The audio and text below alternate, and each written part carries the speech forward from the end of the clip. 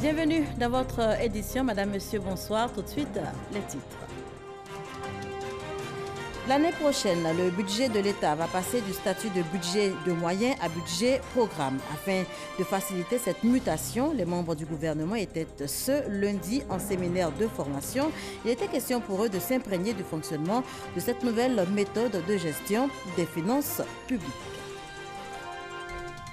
Nous sommes dans le mois de Ramadan, moment de dévotion et de partage. Et pour exprimer son soutien et sa solidarité aux fidèles musulmans de Côte d'Ivoire, la première dame, Dominique Ouattara, a offert à la communauté des vivres d'une valeur totale de 55 millions de francs CFA, des dons qui ont été réceptionnés par des guides religieux.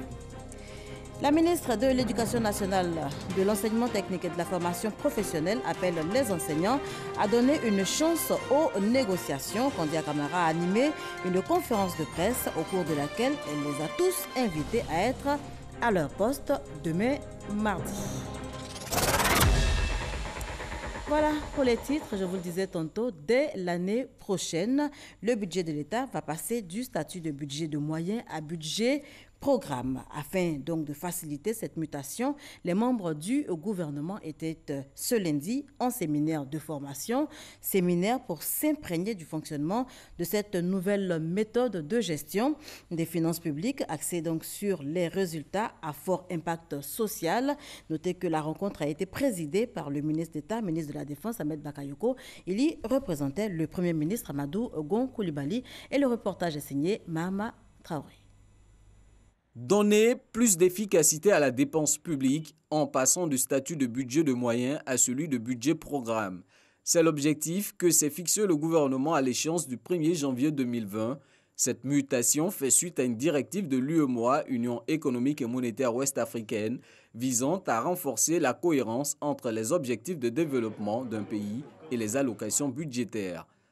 Cette réforme vise à offrir au Parlement une meilleure visibilité dans les choix budgétaires et à améliorer le service public rendu aux citoyens.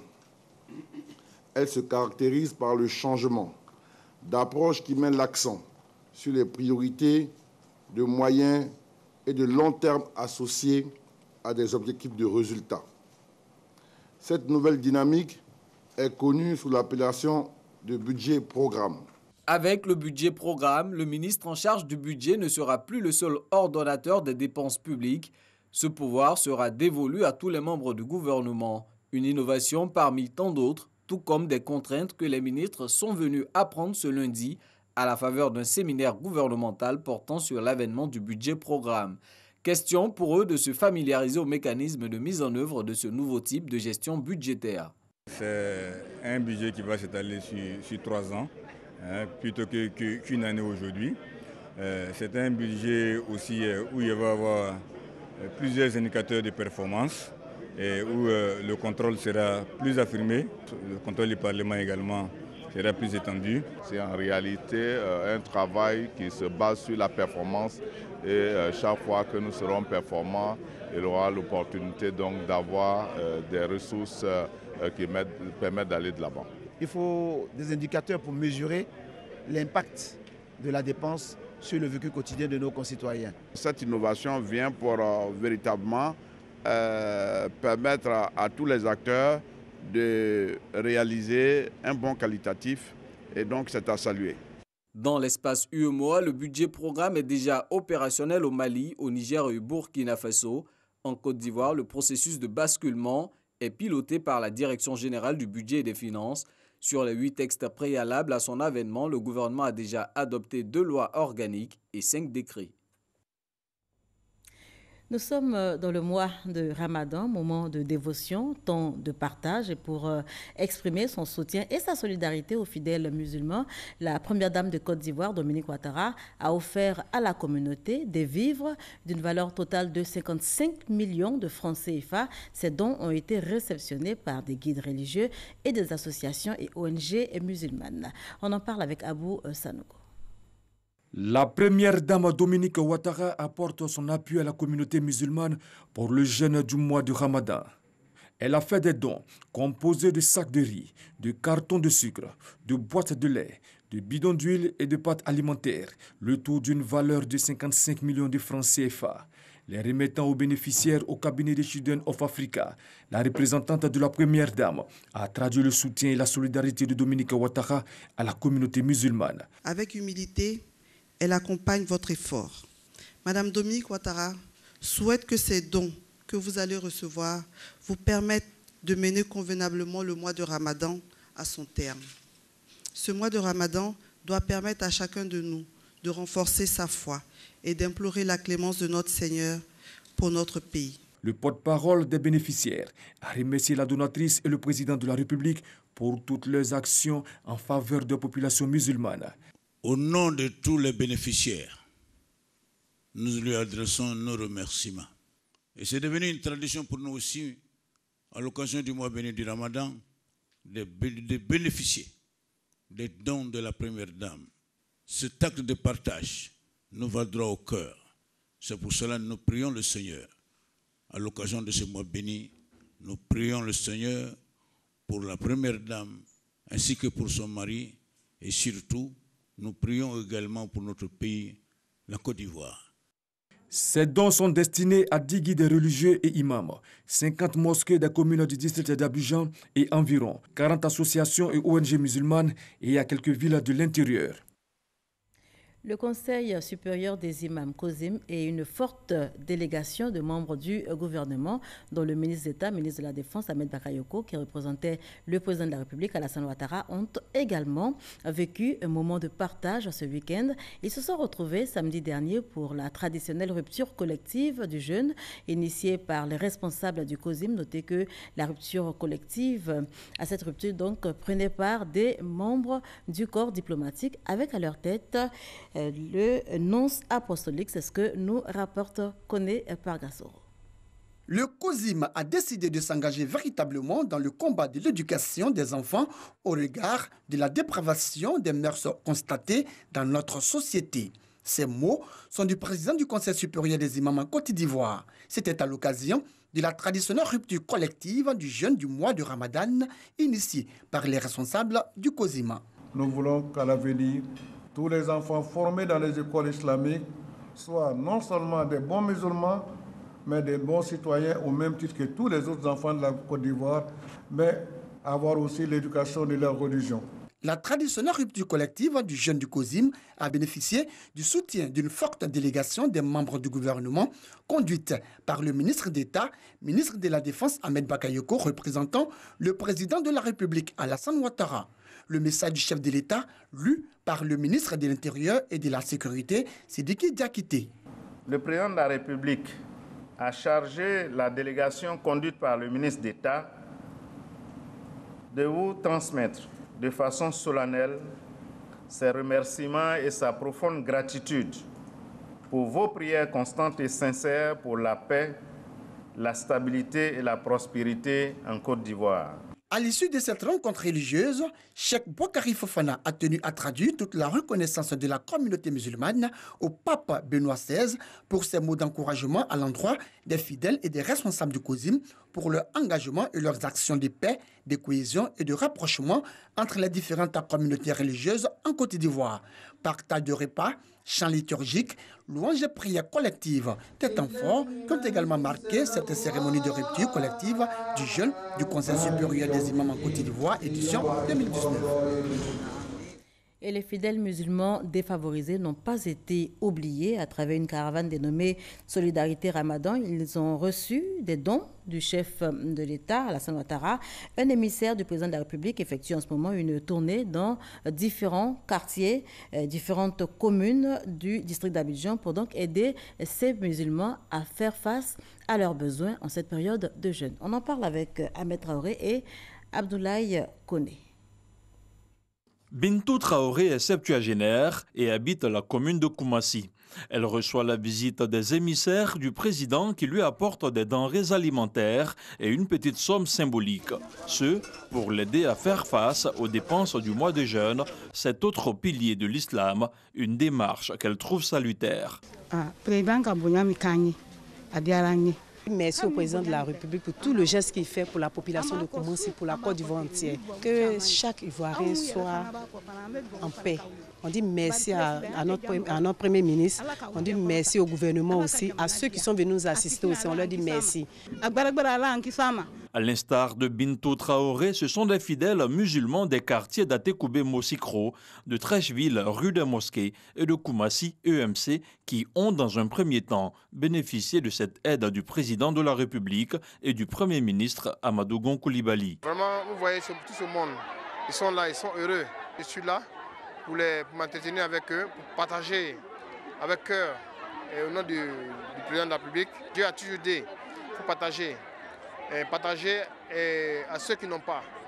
Et je dis encore merci au président de la République et merci à la Première Dame et merci au Premier ministre Amadou Gon Coulibaly. Il est bon que nous venons vers les populations pour donner un peu de bonheur à ces populations-là, pour leur permettre de rompre le jeûne dans de bonnes conditions. Et ce que nous sommes en train de faire est une déclinaison aussi du programme social du gouvernement. Les techniciens de surface et autres franges de la société ont également bénéficié de ces dons. Bon, le président passe ici, bon, il nous voit dans la souffrance. Ça, bon, il a eu pitié de nous. Mais je le remercie beaucoup, on l'aime beaucoup. On voit que oui, il fait plus que ça. Je souhaite la paix, la joie, le bonheur. Cette caravane dénommée Solidarité Ramadan distribue des dons en nature et vivres aux populations défavorisées. Elle prendra en compte les communes d'Abidjan et les villes de Côte d'Ivoire. Voilà, vous l'avez dit Abdoulaye, cette caravane va donc sillonner tous les districts, tous les quartiers du district d'Abidjan, également les villes de l'intérieur de la Côte d'Ivoire, c'est à noter. Je vous propose à présent d'aller sur les pas de Saint-Jean et de Saint-Philippe en Turquie. C'est en 2011, notez-le, après un demi-siècle de recherche archéologique, que la tombe de Saint-Philippe, l'un des 12 apôtres de Jésus-Christ, a été découverte au sud-ouest de la Turquie. Eh bien, en ce moment, une délégation de chrétiens ivoiriens effectue un pèlerinage dans le pays. Elle a visité ce site historique ainsi que la tombe de Saint-Jean, également la dernière demeure de la Vierge Marie, la mère de Jésus-Christ, dans la ville d'Éphèse. Envoyé spécial Cheikh Koné. Originaire de Galilée, l'actuel Israël, Philippe fut l'un des disciples du Christ. Certains témoignages affirment qu'il serait parti christianiser des régions d'Asie mineure, qu'il aurait été par la suite lapidé, puis décapité par les Romains. D'autres laissent penser qu'il serait mort très vieux et de mort naturelle dans la même ville. Tout compte fait, cette découverte de la tombe de Saint-Philippe en 2011 dans la ville de Pamukkale, entendez Château de Coton, marque un tournant décisif dans le monde chrétien. Voilà quelqu'un qui s'est battu pour l'évangile et par la grâce de Dieu, j'ai eu le privilège de venir marcher dans ses pas, me retrouver devant sa tombe et pour moi c'est une joie. Nous ne sommes pas venus en Turquie parce que nous ne croyons pas en Jésus, mais nous croyons en Jésus et nous sommes simplement venus vérifier ce que les Saintes Écritures disent et puis dire au peuple de Dieu que ce qui est écrit, ce ne sont pas des fables. Ce site de Pamukkale est aujourd'hui un site touristique de premier choix, surtout pour ses eaux thermales et ses roches sédimentaires de plus de 2700 mètres de long. Depuis son inscription au patrimoine de l'UNESCO en 1988, des millions de pèlerins s'y rendent. À 200 km de là, précisément à Éphèse, les pèlerins ivoiriens découvrent la dernière demeure de Vierge Marie, la mère de Jésus. Selon les Saintes Écritures, Jésus sur la croix confia sa mère à Saint Jean-Baptiste qui l'amena à Éphèse après la mort du Christ. La tombe de ce dernier y a également été découverte. Un moment plein d'émotion pour les membres de la délégation ivoirienne. Quand je vois ces villes souterraines, là où des hommes et des femmes ont vécu pour la cause de l'évangile, je vous assure que c'est du réel et ça donne la foi. Même s'il y a d'autres versions, mais après avoir vu le tombeau de Saint-Jean, je crois que nous sommes sur les sites réels de la fondation de l'église que nous connaissons aujourd'hui. D'autres sites historiques ont été visités, notamment les villes souterraines de la Cappadoce, les cheminées de Fès, le musée en plein air de la Gorème, ainsi que les caravansérails de Soutana, des sortes d'auberges fortifiées pour les commerçants de la période antique. Retour en Côte d'Ivoire pour parler éducation. La ministre de l'Éducation nationale, de l'enseignement technique et de la formation professionnelle appelle les enseignants à donner une chance aux négociations. Kandia Camara, qui a animé une conférence de presse au cours de laquelle elle a invité tous les acteurs de l'éducation à être à leur poste demain mardi. Tous les enseignants doivent être à leur poste demain mardi. La coalition des syndicats du secteur éducation-formation est appelée à surseoir à son projet de grève. Son département ministériel n'a reçu aucun préavis. On en parle avec Christelle Bédéja et Grace Kando. La coalition des syndicats du secteur éducation-formation de Côte d'Ivoire, COSEFSI, projette une grève à compter de ce mardi 14 mai. La COSEFSI secteur éducation-formation Côte d'Ivoire a depuis le mois de novembre entamé une lutte pour revendiquer 5 points.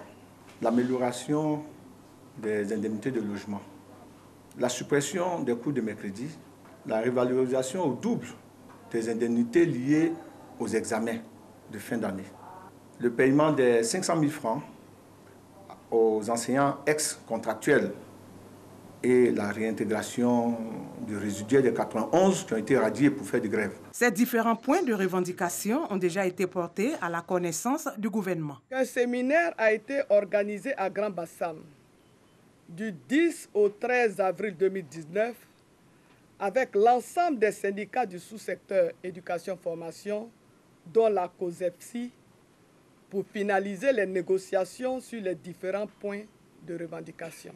Les conclusions de ce séminaire sont sur la table du gouvernement qui est en train de les examiner afin d'y apporter des réponses. Par ailleurs, la ministre Kandia Camara met en garde tous les enseignants sur l'observation de ce mot d'ordre de grève. Tous ceux qui se mettront en grève à partir de demain, nous allons considérer que ce sont des hommes et des femmes qui ne veulent plus être dans le corps des enseignants. Nous allons estimer que ce sont des gens qui n'ont plus leur place ici. Ce ne sont pas des éducateurs, ce ne sont pas des formateurs. Ils ont d'autres desseins, ils ont d'autres objectifs. Ils n'ont plus leur place ici. Donc, à la suite de cette grève, non seulement, évidemment, il y aura des ponctions sur des salaires, parce qu'on est payé pour un salaire effectué. Quand on ne travaille pas, on n'a pas de salaire. Mais je vais purement et simplement les remettre à la disposition de la fonction publique. Du fait des perturbations engendrées par les grèves, un réaménagement a été adopté. Il s'agit du découpage de l'année scolaire en 2 semestres et les examens du CEPE prévus pour se dérouler le 5 juin prochain auront lieu finalement le 1er juillet. Les dates des autres examens restent inchangées. Et on reste dans le domaine de l'éducation. Le canton de Brilly, dans la sous-préfecture de Bayota, désormais doté d'un collège, un collège de proximité construit par la mutuelle de développement de la localité et équipé par le ministère de l'Éducation nationale, de l'enseignement technique et de la formation professionnelle. La ministre de tutelle, Kandia Camara, était récemment à Brilly pour l'inauguration donc de l'établissement et à l'occasion, elle a visité d'autres chantiers de développement de la commune de Ouragayo. Et c'est avec Franck Quadio qu'on en parle. Les élèves des 4 villages du canton Brilly dans la sous-préfecture de Bayota, commune de Ouragayo, ont le sourire. Fini désormais les contraintes des kilomètres à parcourir. Un collège de proximité construit par la tutelle de développement du Brilly et inauguré en présence des autorités de l'école ivoirienne. Si la mutuelle a fait sortir l'édifice de terre, la tutelle a équipé l'outil. Une dizaine de classes opérationnelles. Kandia Camara salue l'implication des fils de la région. En mettant à la disposition de l'éducation nationale ce collège qui, dès l'année prochaine, enregistrera sa première promotion de breveté, vous avez, chère population de Brilly et de Zibouri, répondu à cette attente qui est très pressante. Il appartient en effet aux organisations locales et aux collectivités territoriales d'accompagner l'État dans sa volonté de ne laisser aucun enfant de ce pays, fille comme garçon, sans connaissance. Pour une école de qualité, les défis sont nombreux et le gouvernement est à la tâche. Ce sont quelques 189 établissements que l'État se doit de construire par an. Il va sans dire que malgré les plus de 30 000 salles de classe construites de 2011 à aujourd'hui, et malgré les 242 collèges et lycées construits pendant la même période, que pour venir à bout d'un tel défi, des acquis additionnels sont nécessaires. Sur ce terrain, nos partenaires au développement et les communautés sont fortement attendus. La ministre Kandia Kamara a aussi visité d'autres ouvrages de développement de la commune de Ouragayo. L'amphithéâtre A du district de l'université Félix Houphouët-Boigny a abrité mercredi dernier la cérémonie officielle de lancement de la campagne de plaidoirie « L'école pour chaque enfant partout », projet à l'initiative de l'ADRA. L'ADRA, c'est l'Agence adventiste d'aide et de développement. C'est une organisation humanitaire créée en 1956 par l'Église adventiste du 7e jour. Une campagne de signature de pétitions d'1 million de personnes pour soutenir le projet Every Child, Everywhere to School, l'école pour chaque enfant partout. À travers ce slogan, l'Église adventiste du 7e jour, via son ONG l'ADRA, Agence adventiste d'aide et de développement, veut faire la scolarisation des enfants une priorité dans le monde. Une chose est de laisser les enfants aller à l'école, mais de créer l'environnement qu'il faut. Nous, notre objectif en lançant cette pétition, Every Child, Everywhere in School, est non seulement de créer des écoles, mais de permettre à ce que les enfants à l'école aient les conditions pour étudier. Nous faisons cette campagne pour encourager le gouvernement, éduquer la jeunesse, éduquer les enfants. C'est d'abord assurer le présent, mais aussi assurer le futur, parce que les enfants grandissent. Et donc, c'est pourquoi nous voulons encourager que personne ne soient aliénés dans ce pays, que tous les enfants aillent à l'école pour qu'ils soient des bons citoyens pour la Côte d'Ivoire, pour le monde et pour Dieu. Depuis 2015, le gouvernement ivoirien a initié le programme École pour tous afin de garantir l'égalité des chances à tous les citoyens d'aller à l'école. La représentante de Kandia Kamara a donc salué l'initiative de l'Église adventiste du 7e jour qui vient soutenir les efforts du gouvernement dans le domaine de l'éducation. La Côte d'Ivoire doit pouvoir réussir et aller jusqu'à avoir au moins 1 million de signatures sur les 800 que nous attendons de nous. Et l'université pour nous est déjà une base. C'est toute la jeunesse avec les liens. Nous espérons, nous croyons et nous voudrions véritablement pouvoir atteindre le million et les millions de signatures pour que l'éducation des enfants aille de l'avant. L'Église a déjà construit plusieurs écoles en Côte d'Ivoire. À travers cette signature de pétition, plus de 26 milliards de francs CFA seront investis par l'Église dans la construction d'écoles en 2020. Marcelin Kla et Issa Yeo signaient ce reportage. On change complètement de sujet à présent. On parle agriculture. La Côte d'Ivoire est désormais 3e producteur africain de coton, après donc le Mali et le Bénin, une place tenue jusqu'ici par le Burkina Faso. L'annonce a été faite au cours d'une conférence de presse animée par le Conseil Coton Anacad et on en parle avec Nadia Edja et Francis Boifou.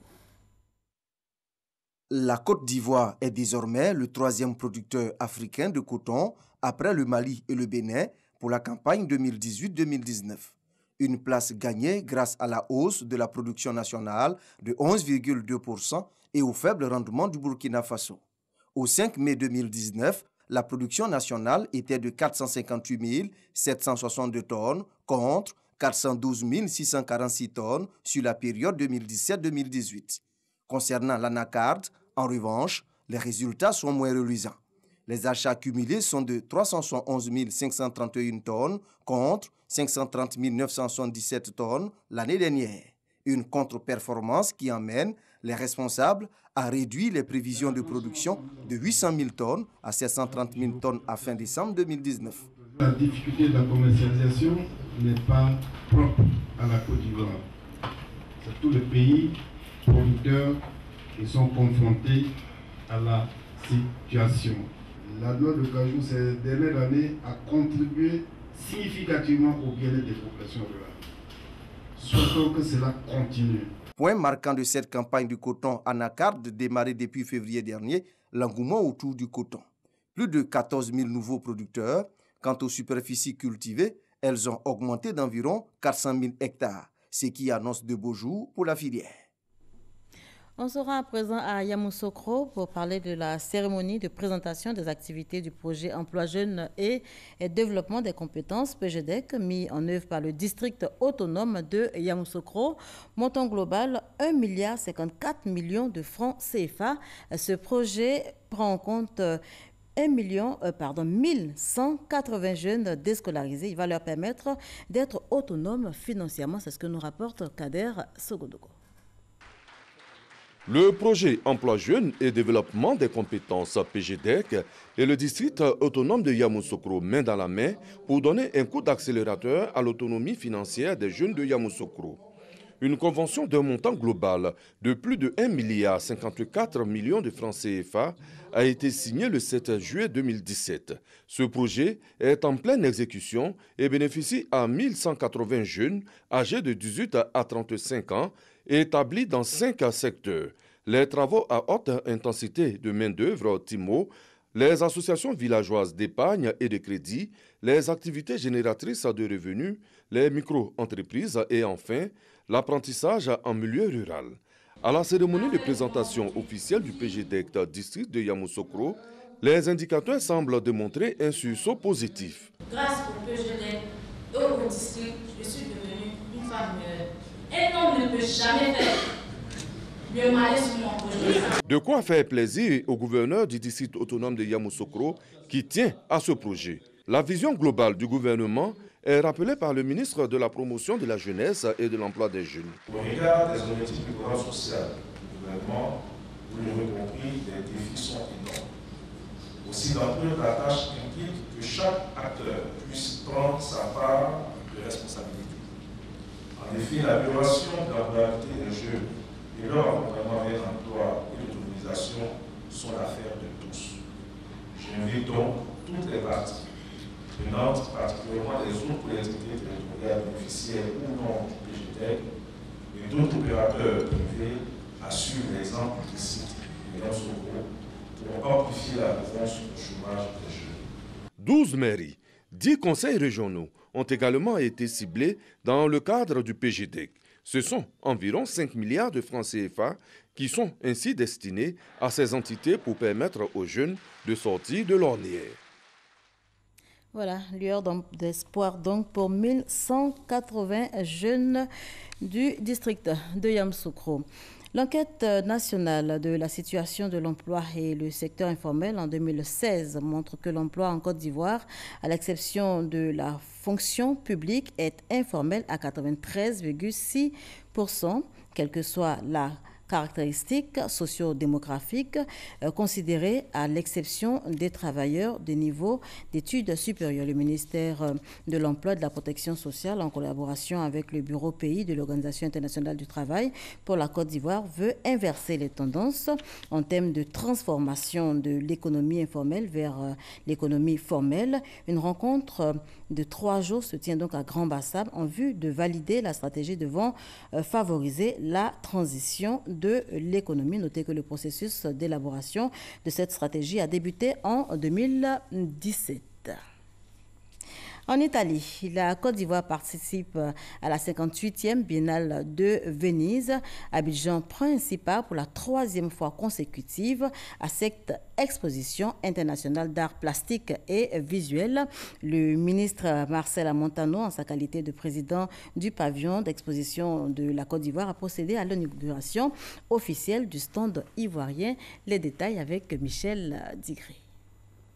La Biennale d'art de Venise fait le pari cette année de faire une immersion dans le temps présent en invitant des artistes du monde entier prêts à rompre avec les schémas classiques.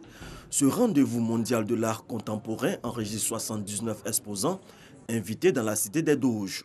Parmi eux, 3 Ivoiriens. Comme d'autres pays africains l'ont fait, la culture, l'art contemporain et les industries culturelles sont vraiment des secteurs qui peuvent permettre de faire rayonner un pays. Donc je suis très fière de faire partie de cette dynamique de rayonnement de la Côte d'Ivoire sur l'international. Puisque l'homme n'a pas de couleur, c'est la réalité de son vécu en termes de culture qui donne sens à nos vies, qui donne sens à notre culture. Et la pertinence de cette culture-là, on la nourrit, on se nourrit avec celle des autres. Le ministre Marcel Montano, en sa qualité de président du pavillon d'exposition de la Côte d'Ivoire, a procédé à l'inauguration officielle du dit pavillon. La paix n'est pas quelque chose que seuls les gouvernements peuvent décréter, comme la guerre. Elle est impossible si elle ne commence pas dans le cœur et l'esprit des hommes et des femmes. C'est là le sens de la participation ivoirienne à la Biennale de Venise, celui de promouvoir l'art comme facteur universel de paix. L'exposition qui s'étend jusqu'en novembre 2019 est une opportunité pour la Côte d'Ivoire et sa diplomatie de faire découvrir son riche patrimoine culturel. Et cette information pour terminer, le Burkina Faso encore sous le choc au lendemain de l'assassinat de 6 personnes, dont un prêtre, dans une église catholique de Dablo hier dimanche pendant la messe. Une attaque unanimement condamnée par le gouvernement et l'opposition. Le président burkinabé Roch Marc Christian Kaboré et des partis d'opposition dénoncent un acte ignoble, inacceptable. Voilà qui met un terme à ce journal. Merci de l'avoir suivi.